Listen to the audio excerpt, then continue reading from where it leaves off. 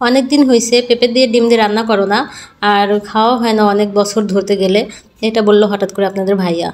তো ভাবলাম তাহলে যেহেতু আপনাদের ভাইয়া ডিম দিয়ে পেঁপে দিয়ে রান্না করা খেতে চাইছে তাহলে সেটাই করি। হ্যালো এভরিওয়ান, আসসালামু আলাইকুম, welcome back to another blog. তো আজকে আমি ডিম দিয়ে পেঁপে দিয়ে রান্না করব, যেহেতু আপনাদের ভাইয়া খেতে চাইছে আর আমিও অনেক দিন খাই না, অনেকগুলো বছর খাওয়া হয় না, তাই আজকে রান্না করব।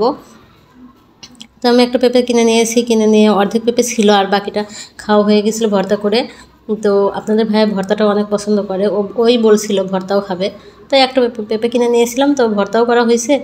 আর এখন আমি পেঁপে দিয়ে ডিম দিয়ে রান্না করবো। তো প্রথমে আমি পেঁপেটা আর ডিমটা সিদ্ধ করে নিয়েছি। তো পেঁপে রান্নার সময় সবসময় সিদ্ধ করে নিত, আগে দেখতাম আমার আম্মু, মানে বাড়িতে যখন থাকতাম তখন আম্মু যখন পেঁপে দিয়ে রান্না করতো, শুধু আম্মু না আমার আন্টিরা যারাই হোক সবাই আগে ভাপ দিয়ে নিত। তো আমিও সেটাই করলাম, আগে সিদ্ধ করে নিয়েছি, তারপরে সুলে নিয়েছি, ডিমটা সুলে নিয়েছি, আর ডিমটা আমি ভেজেও নিয়েছিলাম। কিন্তু সেই ক্লিপটুকু ডিলিট হয়ে গেছে, কারণ আমার মোবাইলের স্টোরেজ একদম ফুল হয়ে গেছিলো, আর স্টোরেজ ফুল হওয়ার কারণে আমি ডিলিট করতে করতে যে ওইটুকু ডিলিট হয়ে গেছে সেটুকু বুঝতে পারিনি। আর আমার কথা বলতে অনেকটা কষ্ট হচ্ছে, কারণ হঠাৎ করে আমার প্রচণ্ড ঠান্ডা লাগছে, তাই মনে হচ্ছে দম বন্ধ হয়ে যাচ্ছে, এরকম লাগতেছে।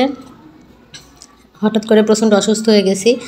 তো পেঁপেটা আমি কষাতে দিয়ে দিছি, মশলা টশলা সব কিছু দিয়ে। তো এখানে বেশি তো মশলা ইউজ করিনি, কারণ এখানে কি মশলা ইউজ করব। আর এখানে শুধু আদা বাটা রসুন বাটা দিয়েছি, আর এলাচ আর দারচিনি দিয়েছি এক পিস করে, এই তো। আর হলুদ গুঁড়া, মরিচের গুঁড়া, ধনিয়া গুঁড়া, এগুলো তো দিতেই হয়, তেল পেঁয়াজ মরিচ জাস্ট এগুলোই। তো পেঁপেটা রান্না করতে বেশি সময় লাগবে না, যেহেতু আমি আগে থেকে সিদ্ধ করে নিয়েছি। তো আপনারা কারা কারা এভাবে পেঁপে দিয়ে ডিম দিয়ে রান্না করে খান সেটা আমাকে কমেন্টে জানাবেন। আর যদি কখনো কেউ খেয়ে না থাকেন তাহলে ট্রাই করে দেখবেন, অনেক ভালো লাগে। যেহেতু আমরা অনেক আগে খাইতাম, এখন খাওয়া হয় না, ঢাকায় দেখি না যে কেউ পেঁপে দিয়ে ডিম দিয়ে রান্না করে খায়, তাই আজকে আমি রান্না করলাম। আর রান্নাটা ভালোই হয়েছিল।